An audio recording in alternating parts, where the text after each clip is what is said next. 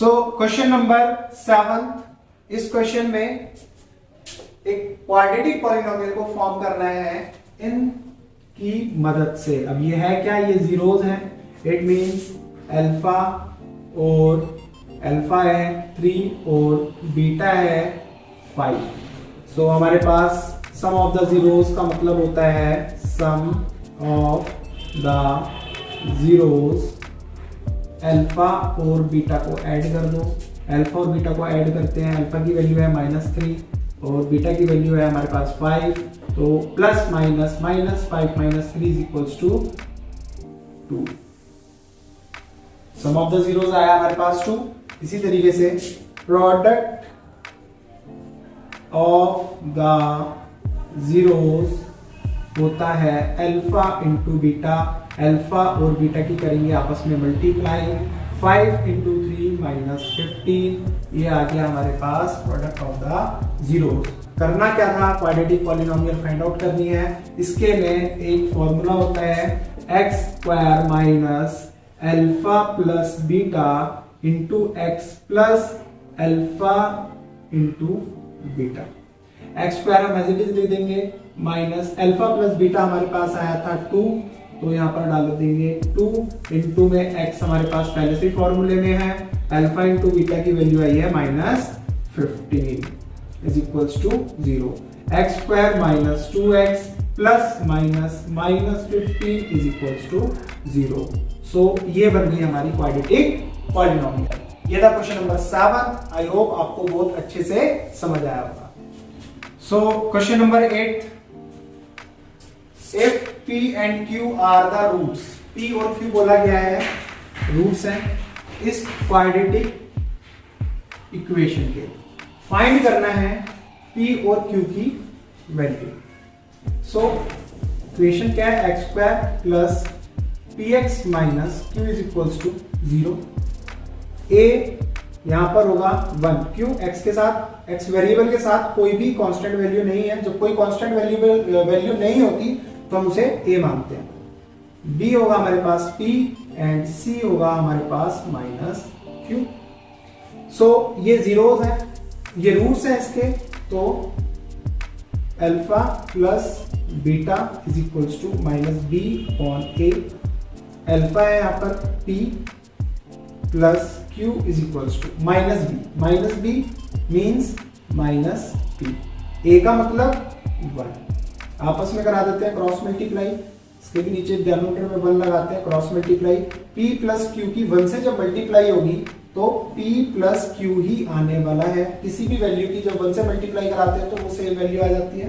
यहाँ पर q की भी -p की भी हम 1 से मल्टीप्लाई करेंगे तो -p इधर आएगा तो ये हो जाएगा +p। एक p यहाँ पर पहले ही था, माइनस से p इधर आया तो +p हो गया, और ये प्लस का q इधर आकर -q, तो p और p 2p is equals to -q। अभी वैल्यू नहीं आई है, अभी हम एक काम और कर लेते हैं, यहाँ पर प्रोडक्ट ऑफ द जीरोस, यानी कि alpha into beta is equals to c/a। अब c की वैल्यू क्या है हमारे पास, -q, a की वैल्यू है same 1, alpha p beta q, pq is equals to -q/1। Same 1 लगाएंगे नीचे डिनोमिनेटर में और क्रॉस मल्टीप्लाई कर देंगे। pq की 1 के साथ मल्टीप्लाई होगी तो pq, और -q की 1 के साथ होगी तो -q। अभी हमारे पास क्या है, p q के साथ मल्टीप्लाई में है, q जब इधर मल्टीप्लाई में है तो इधर आकर डिवाइड में हो जाएगा -q। अब q से q को डिवाइड करेंगे, q बन जा q और माइनस आ जाएगा क्योंकि ऊपर वाला q नेगेटिव था। तो p की वैल्यू आ चुकी है हमारे पास -1। जब p की वैल्यू हमारे पास -1 आ चुकी है तो हम इसे इक्वेशन में रख देंगे। इस इक्वेशन में 2p is equals to -q, 2 into p की वैल्यू है -1 is equals to -q, 2 into 1 -2 is equals to -q, minus से minus cancel, 2 is equals to q। So finally हमारे पास दोनों वैल्यू आ चुकी हैं, p की वैल्यू -1 और q की वैल्यू 2। सो ये था हमारा क्वेश्चन नंबर 8। आई होप आपको बहुत बहुत बहुत अच्छे से समझ आ गया होगा। नहीं आया है तो कमेंट सेक्शन में बताइए। सो क्वेश्चन नंबर 9 हमारा ये रहा। क्वेश्चन में गिवन है which term of the AP given है और पूछा है कि कौन सी टर्म इस एपी की 210 होगी। जैसे पहली टर्म 21 है, सेकंड टर्म 42 है, थर्ड टर्म 63 है, फोर्थ टर्म 84 है। तो ऐसी इसी तरीके से किस नंबर की टर्म 210 आने वाली है। तो सबसे पहले देखते हैं ए क्या है। a इज इक्वल टू 21 जो हमारी पहली टर्म होती है उसे हम a बताते हैं। a d अगर निकालना होता है तो a2 में से a1 को हम माइनस करते हैं। अब a2 क्या है यहाँ पर 42 माइनस 21 आएगा। अभी मेरे को a भी पता लग गया और d भी पता लग गया। nth टर्म इसे फाइंड आउट करना है तो इसे बोलेंगे हम nth term an is equal to 10 और sorry nth term find out मुझे करनी है, नंबर ऑफ टर्म मुझे फाइंड आउट करनी है। नंबर ऑफ टर्म कौन सी होगी, ये किस नंबर की टर्म। तो फॉर्मूला होता है हमारे पास an is equal to a plus n minus 1 multiply by d। an है यहाँ पर 210, a गिवन है 21 प्लस n मुझे फाइंड आउट करना है, d मेरे पास है ऑल्सो 21। 210 प्लस में 21 है, इधर आकर माइनस हो जाएगा। यहाँ पर 21 की n से मल्टीप्लाई करेंगे 21 है, माइनस 21 की 1 से मल्टीप्लाई करेंगे तो माइनस 21। 210 माइनस 21 कितना होगा, ये आएगा साइड में करके देख लेते हैं। 210 माइनस 21, 10 माइनस 1 9, यहाँ रहेगा 20 minus 2 18 189 is equals to 21 n minus 21। अब माइनस का 21 इधर आकर हो जाएगा प्लस का 21 इज इक्वल्स टू 21 n। सो ये वापस नहीं आ जाएगा क्योंकि अभी हमने यहाँ से ये वाला 21 माइनस करा था और ये वाला 21 ऐड करने जा रहे हैं। तो इसकी वजह से हम इसको लिख देंगे 210 इज इक्वल्स टू 21 n।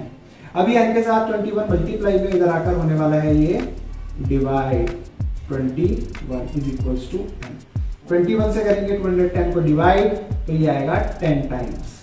तो नंबर ऑफ टर्म 10th होगी जहां पर हमारा 210 आएगा।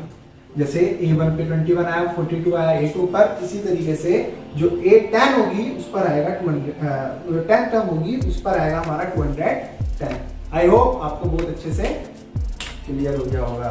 सो अभी हमारे सामने क्वेश्चन नंबर 10 है। क्वेश्चन नंबर 10 में find the distance between the point 0 5 minus 5 0। इन दोनों पॉइंट्स के बीच का करना है डिस्टेंस फाइंड आउट। डिस्टेंस का फॉर्मूला होता है रूट x2 माइनस x1 का whole square plus y2 minus y1 का होल स्क्वायर। अब ये x2 x1 y2 y1 है क्या हमारे पास, इस वैल्यू को कहते हैं हम x1, इस वैल्यू को कहते हैं हम y1, इसको कहते हैं हम x2, इस वैल्यू को कहते हैं हम y2। सो सबसे पहले लिखना है मेरे को x2 की वैल्यू है हमारे पास -5, माइनस यहाँ पर ऑलरेडी हमारे फॉर्मूले में है x1 की वैल्यू में 0 का होल स्क्वायर, y2 है हमारे पास, देखो ये दिखाई दे रहा है y2 0 माइनस और यहाँ पर है y1 की वैल्यू 5 का whole square. Minus minus plus 5 और 0 को ऐड करेंगे हमारा आएगा -5। 0 माइनस 5 मीन्स -5 ही आने वाला है क्योंकि 0 वैल्यू छोटी होती है और छोटी नहीं होती, पॉजिटिव वैल्यू हमारी छोटी है और नेगेटिव वैल्यू जो है बड़ी आ रही है। सो इसलिए हमारा आंसर में जो आएगा माइनस करने के बाद नेगेटिव आएगा। -5 का स्क्वायर यानी कि 5 की 5 से मल्टीप्लाई करो तो ये आएगा 25, एज इट इज 5 की 5 से मल्टीप्लाई 25 और 25 होता है 50। अब 50 का निकालना है मुझे रूट। जिसको रूट नहीं निकालना आता वो देख लो 50 का रूट कैसे आने वाला है। 2 से 50 को डिवाइड करेंगे तो आएगा 25। अब 25 5 की टेबल में आता है, 5 5 या 25, फिर दोबारा से 1। अब पेयर बन गया और ये 2 रह गया अकेला। जो रह गया अकेला उसको रख दो रूट के अंदर, जिसका पेयर बन गया वो रूट के बाहर। तो इन दोनों के बीच का डिस्टेंस होगा ये। आई होप आपको बहुत बहुत बहुत अच्छे से समझ आ गया होगा। Note down. So question number 11, ये 11 है, 11 क्वेश्चन नंबर हमारे सामने है। इसमें आप फाइंड आउट करना है, find the perimeter of triangle AOB. AOB triangle है, इसका पेरीमीटर फाइंड आउट करना है। ट्रायंगल बना देते हैं हम यहाँ पर। ये ट्रायंगल है एओबी। अब ए पॉइंट्स भी गिवन है, ये पॉइंट है 4 0, ओ पॉइंट गिवन है 0 0 एंड बी पॉइंट गिवन है यहाँ पर ये रहा 0 3। सो पेरीमीटर फाइंड आउट करने के लिए सबसे पहले हमें पता होना चाहिए कि ट्रायंगल का पेरीमीटर फाइंड आउट कैसे करते हैं। पेरीमीटर ऑफ ट्रायंगल AOB होता क्या, सम ऑफ ऑल साइड्स। इसकी 3 साइड है, तीनों साइड का सम कर दो, आपका पेरीमीटर आ जाएगा। यानी कि अगर मैं OA में ऐड कर देता हूं OB को और BA को, तो ये पेरीमीटर हमारा निकल कर आ जाएगा। तो इससे पहले मेरे को OA पॉइंट फाइंड आउट करना पड़ेगा। तो OA फाइंड आउट करने के लिए ये पॉइंट्स हमारे पास है 4 0 और 0 0, जिसमें मैं x1 इसको बोलता हूँ और y1 इसको, x2 इसको, y2 इसको। फॉर्मूला लगा लेते हैं OA के लिए। इसका डिस्टेंस फाइंड आउट करने के लिए x2 माइनस x1 का whole square plus y2 minus y1 का होल स्क्वायर। x2 0 माइनस 4 का whole square plus y2 0 minus 0 का whole square. 0 minus 4 minus 4, 0 minus 0 0। अब 0 का स्क्वायर तो कुछ होता नहीं है तो 0 लिख देंगे। 4 का स्क्वायर होता है 16, 16 ऐड कर देंगे, 0 में तो 16 ही आने वाला है और 16 का रूट होता है 4। तो OAI हमारी 4 unit same as it is. अब मैं यहाँ पर फाइंड आउट कर लेता हूँ। इसके बाद OA हमारे पास आ चुका है, OB फाइंड आउट कर लेते हैं। OB के भी हमारे पास 2 पॉइंट है, O के पॉइंट 0 0 और B का पॉइंट है 0 3।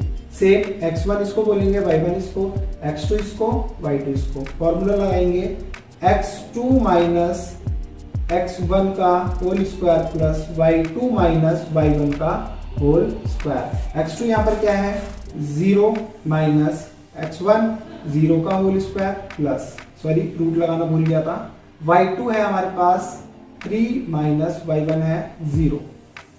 सेम 0 माइनस 0 0 का स्क्वायर प्लस 3 माइनस 0 3 का स्क्वायर। अभी क्या होगा, 0 का स्क्वायर तो 0 ही आएगा प्लस 3 का स्क्वायर आएगा हमारे पास 9। यहाँ पर थोड़ी जगह कम है, इसके लिए मैं इसको यहाँ सॉल्व कर देता हूँ। ये ऊपर वाले का है, यहाँ से ऊपर वाले का है, यहाँ से हम इसका कर रहे हैं। रूट 0 प्लस 9 होता है 9 और 9 का रूट आता है 3, तो 3 यूनिट आया हमारा OB। अभी लास्ट बचा है हमारे पास AB।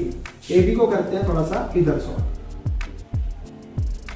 AB के लिए सेम वही चीज जो हमने इनमें अप्लाई करी है। A पॉइंट है हमारे पास 4 0 और B पॉइंट है 0 3। x1 इसको, y1 इसको, x2 इसको, y2 इसको। रूट x2 माइनस x1 का whole square plus y2 minus y1 का होल स्क्वायर। x2 की वैल्यू है हमारे पास 0 माइनस x1 की वैल्यू है 4 एज इट इज। y2 की वैल्यू है 3 माइनस 0 का होल स्क्वायर।